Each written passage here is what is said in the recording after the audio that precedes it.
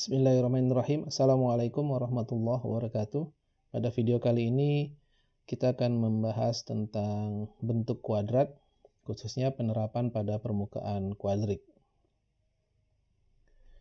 Oke, suatu persamaan yang berbentuk ax kuadrat ditambah by kuadrat ditambah cz kuadrat ditambah 2dxy ditambah 2exz ditambah 2fyz ditambah gx ditambah hy ditambah iz ditambah j sama dengan 0, di mana a, b, sampai f tidak semuanya 0.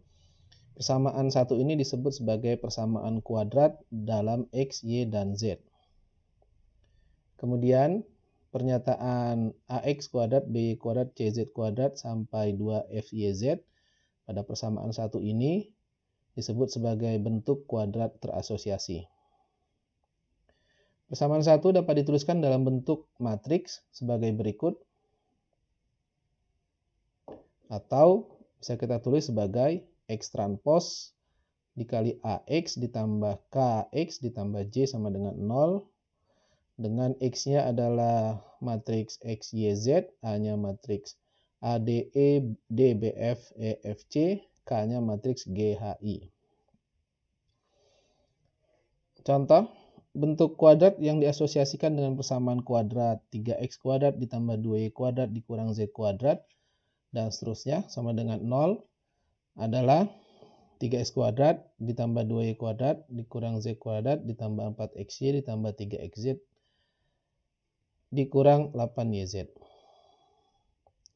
Grafik-grafik dari persamaan-persamaan kuadrat dalam x, y, dan z disebut sebagai kuadrik atau permukaan kuadrik.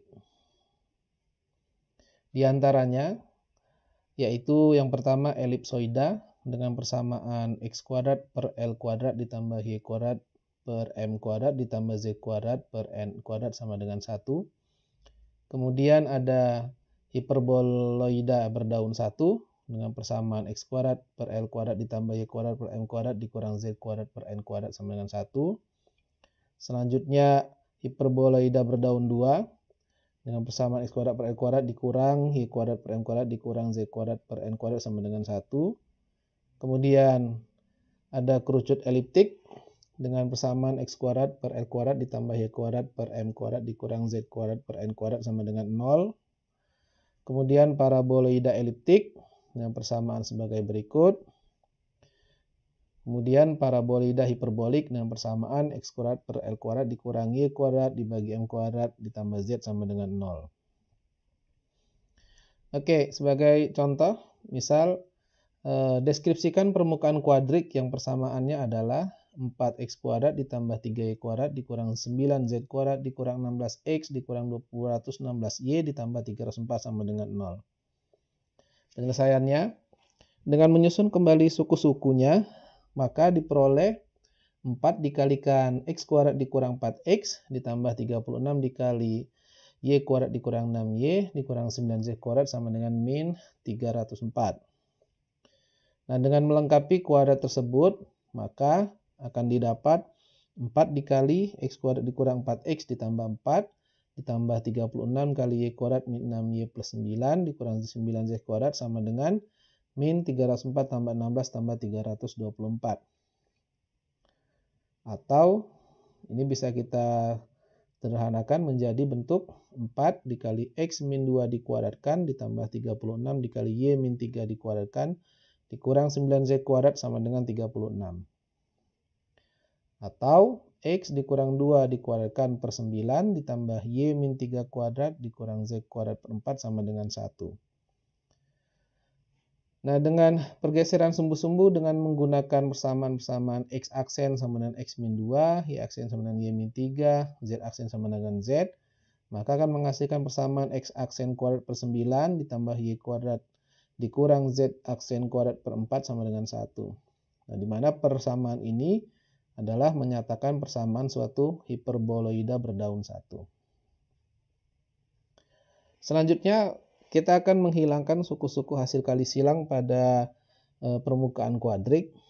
Misalkan Q adalah permukaan kuadrik yang persamaannya pada koordinat x, y, z adalah x transpos ax ditambah kx ditambah j sama dengan 0.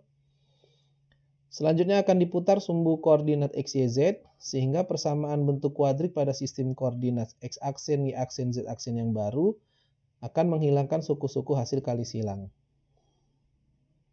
Hal ini dapat dilakukan dengan langkah-langkah sebagai berikut.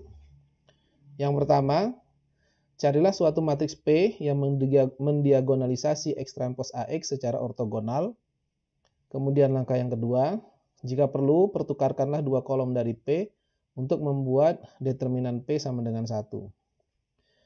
Hal ini memastikan bahwa transformasi koordinat ortogonal X sama dengan Px aksen, yakni matriks X, Y, Z sama dengan P, X aksen, Y aksen, Z aksen, ini merupakan suatu putaran atau rotasi.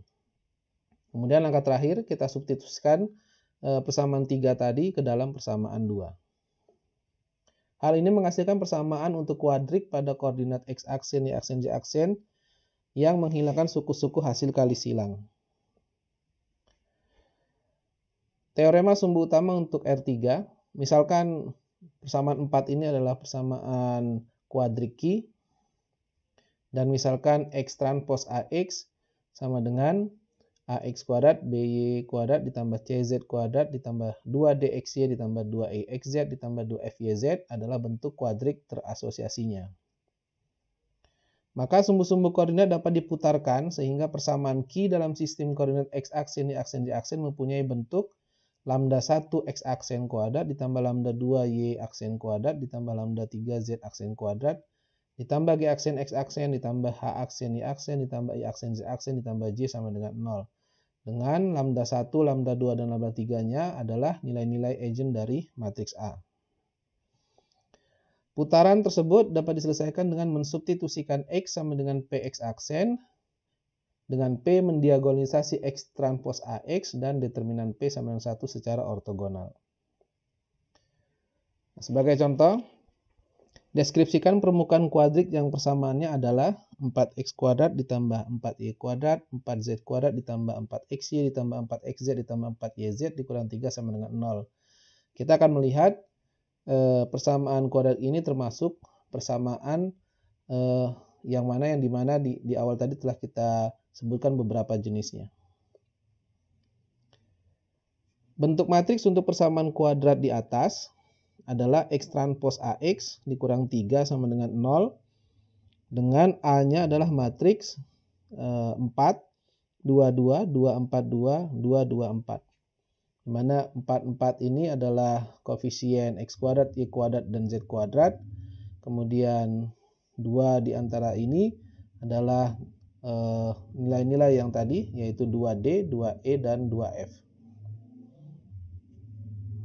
Nah, persamaan karakteristik A adalah determinan lambda I dikurang A sama dengan 0. Jadi, untuk menentukan apakah persamaan kuadrat tadi termasuk persamaan yang mana, langkah pertama kita akan mencari matriks P yang mendiagonalisasi X transpos AX secara ortogonal. Yaitu, kita peroleh persamaan karakteristiknya adalah determinan dari matriks ini, dari matriks lambda I min A sama dengan 0, atau lambda min 2 dikuadratkan dikali lambda min 8 sama dengan 0. Hal ini bisa kita hitung dengan cara yang telah kita pelajari sebelumnya, bisa menggunakan metode Sarus atau menggunakan metode reduksi baris atau menggunakan ekspansi atau perluasan kofaktor sepanjang baris atau sepanjang kolom. Sehingga kita peroleh nilai-nilai eigen A adalah lambda sama dengan 2 dan lambda sama dengan 8. Ingat kembali bahwa X sama dengan X1, X2, X3 adalah vektor eigen A yang bersesuaian dengan lambda jika dan hanya jika X-nya adalah solusi trivial dari sistem lambda I min AX sama dengan 0. Yakni solusi trivial dari sistem matriks ini dikali X1, X2, X3 sama dengan 0, 0, 0. Artinya, jika lambda sama dengan 2, maka persamaan 6 tadi akan menjadi matriks min 2, min 2, min 2 dikali X1, X2, X3 sama dengan 0, 0, 0. Sehingga jika kita mencari solusinya dari sistem ini, maka kita akan memperoleh X1 sama dengan min S min T, X2 sama dengan S, X3 sama dengan T, untuk setiap ST bilangan real. Ingat kembali, untuk mencari solusi dari sistem ini bisa kita gunakan dengan metode Gauss dan substitusi balik, atau bisa juga menggunakan metode Gauss-Jordan. Jadi, vektor-vektor agent A yang bersesuaian dengan lambda sama dengan 2 adalah vektor-vektor tak nol yang berbentuk X sama dengan min S min T, S T sama dengan min S, S0 ditambah min T, 0T, atau sama dengan S dikali min 1, 1, 0 ditambah T dikali min 1, 0, 1. Karena U1 sama dengan min 1, 1, 0 dan U2 sama dengan min 1, 0, 1 adalah vektor-vektor bebas linier, maka vektor-vektor U1 dan U2 tersebut akan membentuk basis untuk ruang agent yang bersesuaian dengan lambda sama dengan 2. Kemudian dengan menerapkan proses Gram-Schmidt terhadap himpunan vektor U1, U2 akan menghasilkan vektor-vektor agent ortogonal V1 dan V2. Proses Gram-Schmidt bisa Anda simak kembali di video sebelumnya, bagaimana mendapatkan suatu vektor-vektor ortogonal jika diberikan sembarang vektor-vektor basis di dalam suatu ruang vektor. Kemudian jika lambda sama dengan 8, maka persamaan 6 akan menjadi sistem seperti ini. Dan kembali kita mencari solusinya, maka akan diperoleh X1 sama dengan X2 sama dengan X3 sama dengan S untuk setiap S-nya bilangan real. Jadi vektor-vektor agent A yang bersesuaian dengan lambda sama dengan 8 adalah vektor-vektor tak nol yang berbentuk X sama dengan S, S, S, atau sama dengan S, 1, 1, 1. Artinya, vektor U3 sama dengan 1, 1, 1 adalah vektor basis untuk ruang agent yang bersesuaian dengan lambda sama dengan 8. Kembali dengan menerapkan proses Gram-Schmidt terhadap himpunan vektor U3 akan menghasilkan vektor agent ortogonal V3 sama dengan 1/3, 1/3, 1/3. Kemudian dengan menggunakan vektor V1, V2, dan V3 sebagai vektor-vektor kolom, diperoleh matriks P sama dengan di mana kolom pertamanya adalah vektor U1, ini adalah vektor U2, dan kolom ketiga adalah vektor V3. Ini V1, ini V2, dan ini adalah V3. Di mana matriks P ini akan mendiagonalisasi A secara ortogonal. Selanjutnya pada langkah kedua, kita akan memeriksa apakah X sama dengan PX aksen merupakan putaran atau rotasi, dengan cara memeriksa apakah determinan P sama dengan 1. Nah, dengan menggunakan metode reduksi baris, yaitu menambahkan baris pertama dengan baris kedua, dan kemudian menggunakan perluasan atau ekspansi kofaktor sepanjang baris pertama, maka kita akan memperoleh determinan P sama dengan min 1/2, 0, 0, min 1/6, 1/3, min 2/6, 2/3, 2/6, 1/3, sama dengan kita gunakan ekspansi kofaktor sepanjang kolom pertama, ini sama dengan min 1/2 dikali min 2/6, 2/3, 2/6, 1/3. Sehingga diperoleh min 1/2 dikali min 2/6 dikali 1/3 dikurang 2/3 dikali 2/6. Maka akan diperoleh determinan P sama dengan 1. Langkah terakhir, kita substitusikan X sama dengan PX aksen ke dalam persamaan 5. Dengan mensubstitusikan X sama dengan PX aksen ke dalam persamaan 5, maka kita peroleh PX aksen transpos sama dikalikan dengan matriks A, dikalikan dengan PX aksen min 3 sama dengan 0. Atau secara ekivalen kita akan memperoleh persamaan 7, yaitu X aksen transpos dikali P transpos AP dikali X aksen dikurang 3 sama dengan 0. Nah, karena matriks P mendiagonalisasi A, maka jelas matriks P transpos AP merupakan matriks diagonal dengan entry diagonal utamanya adalah nilai-nilai agent yang bersesuaian dengan vektor-vektor kolom P, yakni P transpos AP sama dengan 200, 022, 008. Akibatnya persamaan 7 akan menjadi X aksen, Y aksen, Z aksen dikali matriks P transpos AP, matriks diagonalisasinya, dikali matriks X aksen, Y aksen, Z aksen dikurang 3 sama dengan 0. Atau kita peroleh 2X aksen kuadrat ditambah 2Y aksen kuadrat ditambah 8Z aksen kuadrat sama dengan 3. Persamaan ini dapat dituliskan kembali sebagai X aksen kuadrat per 3/2 ditambah Y aksen kuadrat per 3/2 ditambah Z aksen kuadrat per 3/8 sama dengan 1. Di mana persamaan ini adalah menyatakan persamaan elipsoida.